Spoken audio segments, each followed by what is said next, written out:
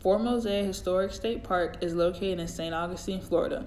The park serves as the site for the earliest known legally sanctioned black settlement in what will become the United States. Fort Mose has been recognized as a National Historic Landmark for over 24 years. For 2 of those years, Carl Marchand, the Park Services Specialist and Ranger, has helped keep the history of Fort Mose alive. Today to cut a lot of these things out of the school program. So we're becoming more and more of the educators of our history. Right. And this is definitely of national importance, not to mention local importance as well too, given the story here. The first Saturday of every month, Fort Mose holds Saturday musket training.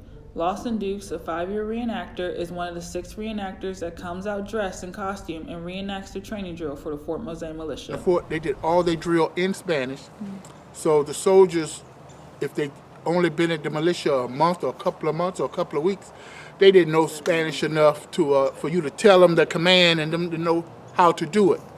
So what the Spanish came up with is they just came up with it's a 28-step drill. It's literally like 28 steps from the first command to the last command, where the round actually comes out the end.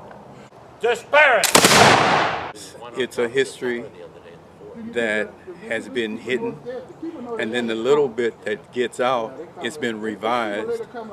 So, I think this would be something that's would be very important for particularly black children to learn. Fort Mose was established by the Spanish government in 1738. In the 17th and 18th century, Spanish Florida became a refuge for slaves who were seeking freedom. The historic park is a little piece of the early attempts of African Americans to gain their freedom. Many people believe that the first Underground Railroad led to the north, but in fact, the first Underground Railroad led right here to Fort Mose and St. Augustine, Florida. We've got a wonderful video that's really informative, and it kind of fills in a lot of the blanks for our visitors. I like the timeline over there. I think the timeline kind of pulls together all of the little bits and pieces.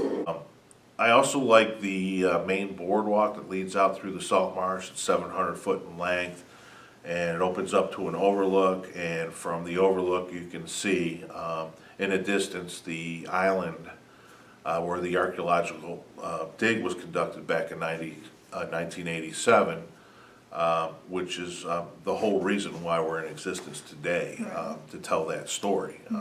I think it's well worth coming to. I think it's a great place to for people, families, to bring their children and learn about this. Our main focus as part of being a Fort Mose Historical Society is to get the word out about Fort Mose so people will know. The Visitor Center is open Thursday through Monday from 9 a.m. to 5 p.m.